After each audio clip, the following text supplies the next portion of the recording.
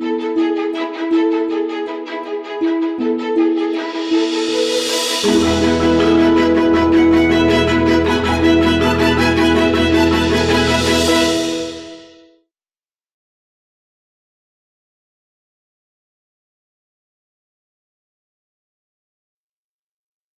have the pleasure of being the odd one out in this, on these sessions because I'm not talking about emergency management. I'm talking about prevention. Why? Because that's what the Netherlands is good at. We are the masters of prevention of flooding. And I'll show you why. And you'll see an awful lot of pictures of beautiful projects, great infrastructure. But that's not the lesson I want you to take with you. The lesson that I want you to take with you from my talk is more about culture. It's about living with water. This is the Netherlands, at least this is Rotterdam. The Netherlands, for those who've never been there, shame. We are with 17 million people in a country more or less a little bit bigger than the state of Maryland. We are quite industrious. We are one of the top 20 global economies. We have the biggest port outside of China. We have a huge airport. If you ever fly in Europe, big chance that you flew through Amsterdam. And we have an awful lot of rivers, like you can see on the picture. We have 4 European rivers that all flow through our country. And that actually becomes a little bit of a problem because 60% of our country is prone to flooding. 30% of our country is actually below sea level because what we did in the past, we started to live in a swamp. And when we found out that we need more land, we actually reclaimed land. So 60% is prone to flooding, and you probably guessed it. That's the part where most people live. That's the part where most of our economy is situated. Through this, and actually as you can see on the pictures, we have been reclaiming land since the 14th century. So we have some experience in water management. And actually that's not always a success. It's trial and error. Every 6 or 50 years we would have a flood here and there. And actually that ended with the big one, as we call it, or the flood. In 1953. 1,800 people died. Economic damages were enormous. And this is 1953, and the Netherlands said, no more. We are not going to give way to the water anymore. And so we started something that was pretty well known in the engineering world. It's called the Delta Works. A complete system of dikes and storm surge barriers that basically shorten our coastline and strengthen it. This is actually a fortress against the sea. And actually, if I talk to Americans about how we live with water, how we see water, I always make the comparison that we talk about water as people in the sea talk about national security. Because this is, for us, this is national security. So we started this project, the Delta Works, in the 50s, after the big disaster, under the creed, no more. And we actually made this was actually like a bit comparable to the Apollo project. This was our moonshot. You guys wanted to go to the moon. We wanted to make sure we would never flood. And it was a long-term project. Actually, this is the Maasland barrier. This is the last project we finished. It finished in the 90s. So you would think that after this one, we felt pretty happy. We were safe. Well, not actually, because we already realized that when we finished this project, we have a whole new set of challenges. Why? We had riverine floods. So we're safe from the sea, and then you have a riverine flood. This is not sustainable transportation. We get more and more intense rainfalls in urban cities, but also in our rural parts. We actually have droughts. This is the same river that caused the server to use the A2 highway. This river now was basically dry during the summer of 2008. This is new for us. We're the country that keeps the water out, not the country that keeps the water in. So for us, you know, climate change is clear and present. It's not some boogeyman that will maybe show up in 10 years. No, we're actually feeling it right now.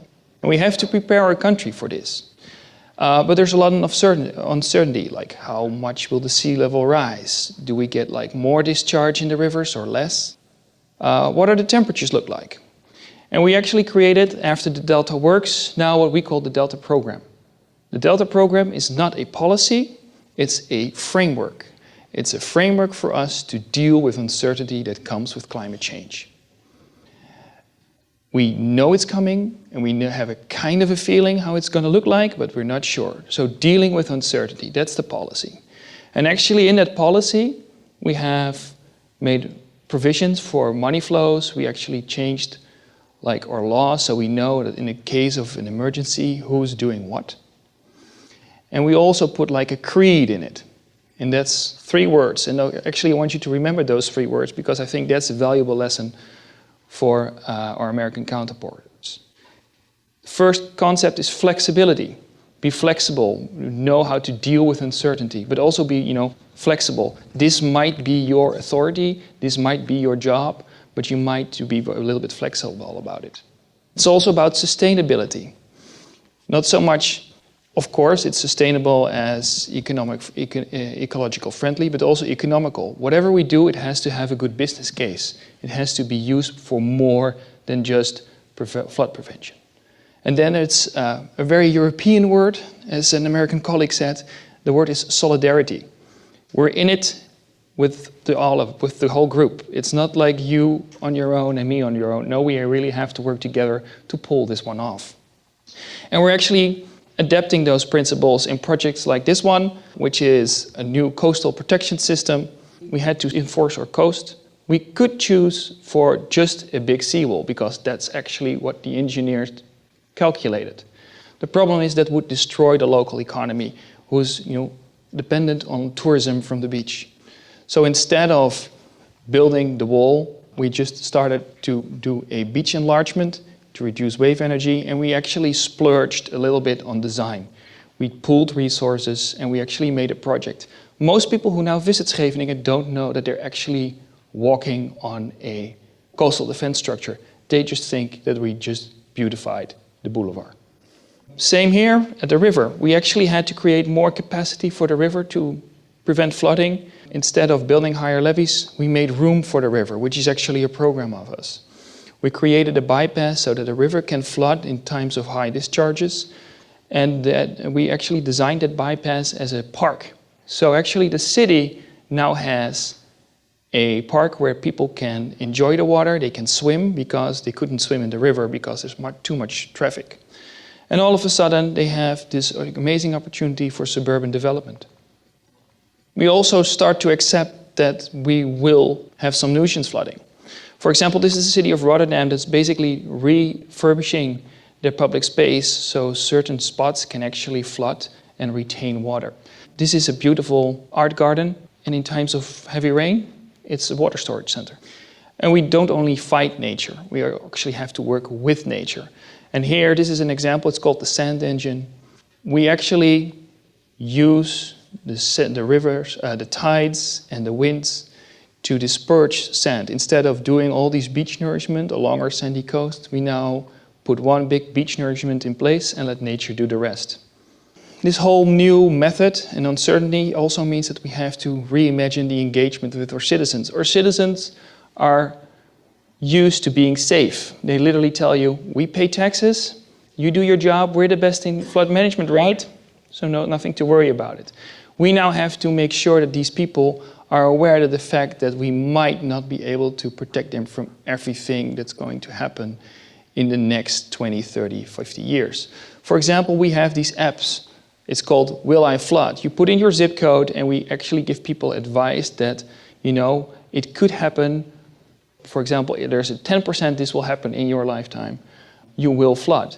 How bad will it be? In this case, it will be like 2 feet. What does it mean? So basically we give people not just an insight into what's their risk, but also if it's going to happen, what should they do? And this actually is already sparking discussion within our citizens. We don't do this just in the Netherlands. We also reach out to American colleagues. Why? Because we feel that the storms you're experiencing are much worse than what we experience. So whatever we think of, if it works in your cities, it will probably work with ours as well. This is, for example, Charleston. I've been in Charleston a couple of weeks ago. We do workshops with them, and we're actually preparing a plan to make Charleston safer. And actually, they are already honing in on the whole solidarity process. They really pushed us to engage with all communities who are present in the Charleston area. Norfolk is another partner of ours. Norfolk actually realized that they are in high risk for flooding, and they asked us not to just think with them about how can we prevent flooding, but also how can we actually use the investments that we want to do in resilience to create a better quality of life in our city. How can we adjust our infrastructure? How can we create a better functional city center? And then there's New York after Sandy. We had a very close partnership after that. We actually sent some of our top senior executives to New York to run the Rebuild by Design competition. A lot of companies and institutes from the Netherlands were involved in the rebuild efforts, designing a better, newer New York. And what we actually learned from New York and our engagement there was the whole outreach. The way you in the US can actually mobilize all these civic communities was unheard of for us. And we actually learned from that an awful lot. And then there is actually Louisiana. The city of New Orleans and the state of Louisiana are our oldest partner in the US. And what you see is actually that they are now, after more than a decade of communication, they really have developed their own resilience culture. The concepts that we use that make our water culture so unique, flexibility, sustainability, and solidarity, they actually took that and gave it their own spin. So if you look at their coastal program, it definitely has Dutch DNA, but it certainly has a Louisiana flavor. So the best of both worlds, right? So, and actually we're very proud on this collaboration with our US partners. Why? Because, like I said, we are very much aware that we are facing a whole new set of challenges. And we're pretty sure that we can actually engineer an awful lot of the stuff, and we can actually design beautiful landscapes. I mean, we're showing it off right here in the US, and you will all love it. But we're also very curious about what we can learn from you guys. I just mentioned the fact that you have hurricanes, which are much more stronger than we will never get a category 5. It's never going to happen. But if we can develop things that work for you guys, it will work for us. And also, and this is, we're here with the emergency management associations. We are so good in prevention that we never thought about actually managing something if something happens. And we really want to learn from you guys, because we actually have to make the trip from prevention to adaptation to emergency management. From my experience, you guys are actually walking the other way. You come from handling crises, and you're now trying to more focus on management. And actually that's, from a Dutch perspective, a great strategy. Do you like, if you do an investment, a return of investment of $7 for each dollar? No, I will take it anyway. I will take it to the bank. But that's actually the return on investment the Army Corps gets, more or less, on all their safety, on their levies. So, prevention is always better than handling a crisis. And actually you, as emergency management community, have a large role in that, because you know what can go wrong. So you are actually one of the front runners in creating a community of resilience, not just from managing a disaster, but actually trying to reduce the risk and actually enjoy the fact that you live in an area that might have risks, because that's what we do. This is a picture that's really the Netherlands. This is water for me. This is actually a maritime museum, and that's actually a reproduction of a 17th century trade ship. So for the Netherlands, water is in our culture. It has been, we're a trading nation. We've been sailing the seas forever. It's the source of our wealth. But it's also something that's really personal for us. We like to enjoy the water. We like to swim in it. We like to sit next to it. We like to sail. But it's also, and we're very aware, it's also a risk. So these people are enjoying the water. And that's actually what we think the best way to enjoy. Enjoy the water, but be very much aware of the risks. And in the US, you have an enormous country with very different cultures. If you go from Boston to Florida, or from Florida to Texas, you have all these communities, and everybody has their own relationship with water. And we think that we need to use that relationship with water as a base for handling flood risks. Not just from an emergency perspective, but also from as an opportunity. I mean, everybody wants to be on the water. Try to buy real estate at the water. You know, that's prime real estate. It's also a prime risk. And if you can handle that, that's fine. But you have to handle it. If not now, otherwise you'll have the folks from FEMA at your door or in your boat at the next hurricane. That's more or less my story. And I hope that you wrote 3 words down: flexibility, sustainability, and solidarity. Hang it above your bed or in your desk and talk about colleagues like how can we use these words, these concepts, as a framework to look at all the projects we're involved. Where can we be more flexible to, make projects feasible? Where can we actually make investments in flood preparation enjoyable, not during the flood, but for the entire time we don't use it?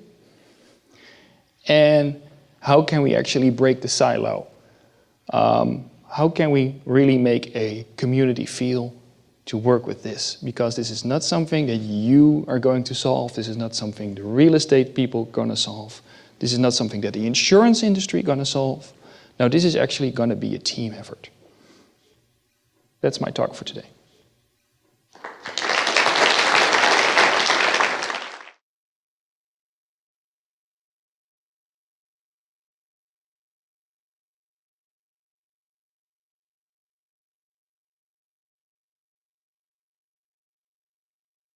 Well, that's always the problem, money. And I think that an awful lot of these projects that, we consider really successful, they didn't start with the budget.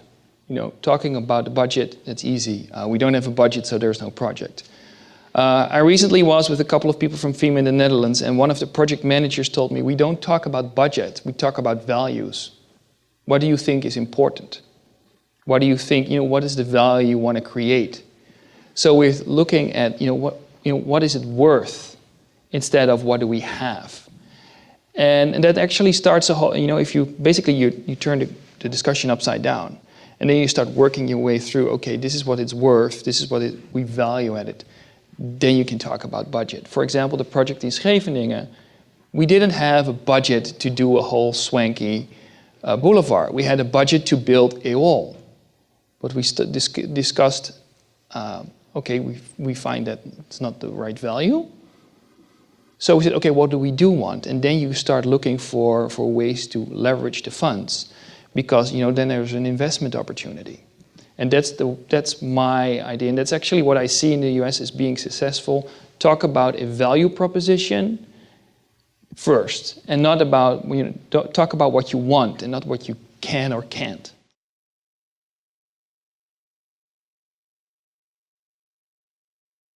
Well, we always say to the US or to Asian partners or European partners, don't copy us.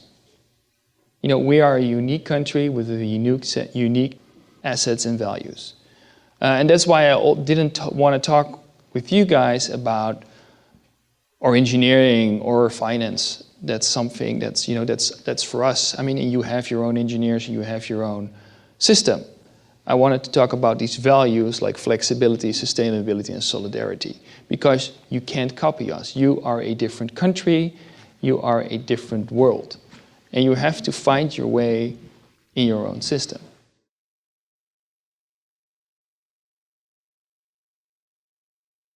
For a part, it's historic. In the Netherlands, we always say that the culture in the Netherlands, which is really all focused on compromise and not so much about leadership, is because of the water. Because we always had to cooperate in keeping our feet dry, keeping the levees in place. Nobody could really be in charge because you always needed your neighbors to work with you.